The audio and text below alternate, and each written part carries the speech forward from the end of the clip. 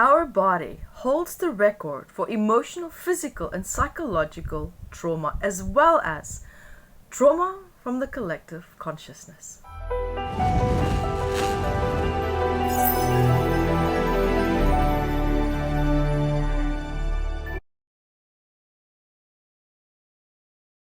Hi, my name is Evette Rose, author and founder of Metaphysical Anatomy, which is a book of 679 medical elements where I captured information and data of people that collectively shared the same emotional traumas and triggers behind certain elements.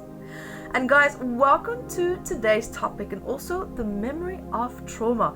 This is such a deep and vast conversation. This can go on for days, but I kind of wanted to talk about this a little bit because I feel so intrigued by it, because it's one of the things that I'm extremely interested in, and also hence why I wrote the book Metaphysical Anatomy. The way that we store trauma, the memories of that, where does it come from? How deep does it go? When does the expression of it come up? Why does the expression of it sometimes also come up?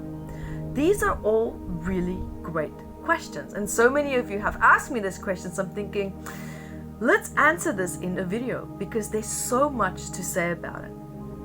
So as most of you know, right, as we mature, our emotional body also bears the burden of everything that it has been through in your life. And it also holds, and for example, expressions from ancestral predispositions, and also which, for example, now normally things that also happen, of course, in our past. It's not just from our ancestry. But I do strongly believe that we are an expression of our ancestors. And we also think that we are expressing perhaps our stress, from our environmental triggers. Absolutely. That's initially probably the trigger point. But in reality, right, there's also a big part of our emotional reactions that belongs to our genetic makeup, our ancestors. Instinctive responses is a very good example. Now, also keeping in mind that our environment and how we react to it, there's 2/3 almost responsible for how we express our emotions and also ailments. Only 1/3 is directly connected to our genetic predispositions, or so they say.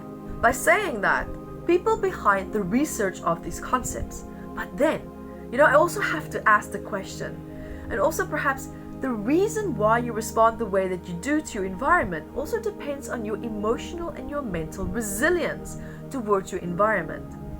And also, where do you think that resilience comes from? What determines how strong or weak you're going to show up towards your environment? You see, your DNA lineage actually plays a really big role in that. Disease thresholds are also part of the third being expressed through your ancestry. But what about emotional thresholds towards stress? Meaning, let's for example say a specific emotion has been experienced and also felt so deeply for so long because of specific types of traumas that now keep repeating themselves over generations. And this is now the case, for example, where the body's ability to cope and deal with this emotion has been exhausted. And along with the emotional exhaustion, certain physical areas and also vital organs in the body can then also start to suffer because of the stress that is being felt. And it's a matter of time when the body's threshold to withstand a certain type of stress collapses. And then the next phase that you, for example, can move into can be, say, depression, anxiety, heart attacks, panic attacks, and the list can go on. Now, where is all this stress being stored? They always say that the body keeps the record, and I agree. It really is true. I mean, this is based on what all my research has been going on for all these years. And so, when we look at the memories of trauma, yes, we store it cognitively, we store it in the brain. And we store a big chunk and aspect of that also in the hippocampus, which is also known as our emotional brain, where we store very deep sentimental emotional memories as well. Other aspects where memories are also being stored and being basically programmed is behavioral memories that we, for example, have in our muscles. We have it in our reflexes. We have it also in muscles that are connected to our instinctive responses. We also have certain trauma in memories actually being stored in the physical body, throughout the physical body. And this is why I designed MAT and why I love this, because I've come to learn, after having worked with thousands of people over the years, that certain emotional triggers flares up in specific parts in the body. Because over the generations, we stored certain emotional stress in certain parts of the body. And so that is why sometimes when we work really hard and we hunch over, we have a bad posture, and then we have certain emotions that we feel during that time. It's being stored in our back, which is normally being energized in the form of feeling responsible, feeling pressured. So now the stress in the back and where it's hunched, all these emotions can become accumulated there, because that is the weak point in the body. That is the part in the body that's being stressed. And so our emotional stress that we're feeling becomes stored there. And here is how it works.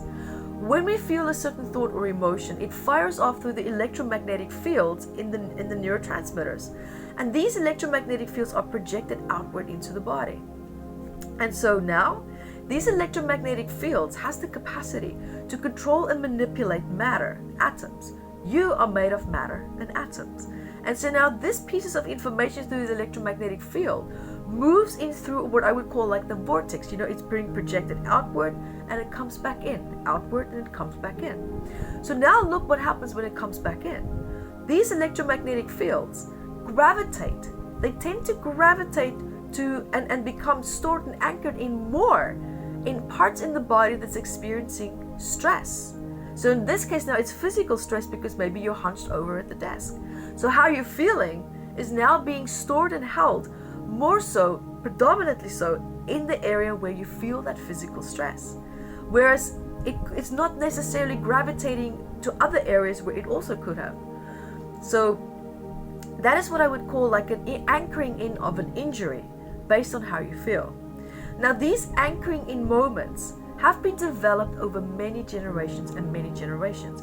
Hence why you don't necessarily need to have an injury in order to have certain emotions that's being projected through the field to be stored and being triggered in different parts of the body. And that is what a big part of the book Metaphysical Anatomy also is about. Now what we also have is we have the heart, which also projects high volumes of electromagnetic fields and is 5,000 times stronger than the brain. And what this means is that the heart can think and feel almost independently to the brain. Because if you had to take a piece of tissue of the heart and give it to a brain surgeon or for a neuroscientist to look under a microscope, they will think that it's a piece of the brain. We have neurotransmitters also in the heart. And memories can also be stored in the heart. Then we also have the gut. And here in the gut we also have neurotransmitters, not as strong as the heart. But we can also make decisions and think and feel from the gut. You know that feeling of like, I have this gut feeling that something is not right. I have this suspicion of something not feeling a little bit off, but you can't put your finger on it. That's a really great example of that. Memories where we tend to feel perhaps a threat is normally stored in the gut. Of course, also in the heart and the brain, but it can be spread out through these three centers. And when we look at how the body stores trauma, because when we have an instinctive response coming up, we have the emotional distress of it coming with it as well. But instinctive responses are triggered without your conscious thought being needed. So when that instinctive response is triggered, it's triggered in the brain, and then it jolts through the nervous system and also through the instinctive muscles.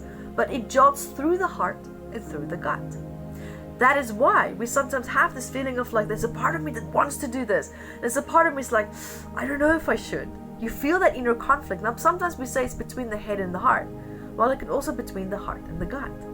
Because when we think and when we feel certain emotions, when we have certain instinctive reactions, it moves through these 3 points. Now it depends which area it becomes stuck in. That can be different for everyone. But when we tap back into these memories, these points become activated. That's also why when you feel certain emotions or like sadness or grief or certain other stress factors, it can flare up in your heart or it can flare up in your gut. And these emotions can become so strong that we can actually have gut problems, we can have gas, we can have constipation, we can have, all sorts of, ailments or reactions coming and being manifested based on the stress. Meaning if the stress goes away, the reaction in the physical body goes away. So it's stress related. Anxiety, having heart palpitations, all these things are really great examples of that. For example, headaches as well. The list is endless, but that was just to name a few. So you see how the memory of trauma can be stored in so many different aspects throughout the whole body as well. And in my technique, Metaphysical Anatomy, I talk a lot about also ancestral trauma and how and where that's stored in the master cell and how to shift and release that in the physical body as well. Because these memories are also being triggered. These memories are also coming up. And phobias are a really great example of potential ancestral memories being triggered. So guys, thank you for joining me here. So just wanted to share that fun aspects about how certain memories of trauma can be stored throughout the body. And if you want to learn more, you can always jump onto my videos at evetterose.com. Watch the video Basic Understanding of MAT. And if you're interested to learn how to heal, shift and resolve these memories, these trauma points, whether it's in your lifetime or your ancestry, come join us at the Metaphysical Anatomy live and live online events as well. And you can always find out more at evetteroseevents.com. Until next time, keep asking these really great questions. Be the light that you are. Hi guys, thank you for joining me, and remember to grab your copy of Metaphysical Anatomy on Amazon, 679 medical elements. And I also wrote about the psychosomatic root causes of that, and I'm spoiling it because I even added key points for you to start looking at important questions that you can ask yourself to start improving your quality of life. And also remember to catch me on Instagram, Evette Rose, 1 with the digit 1, and Metaphysical Anatomy on our Facebook fan page. Bye guys!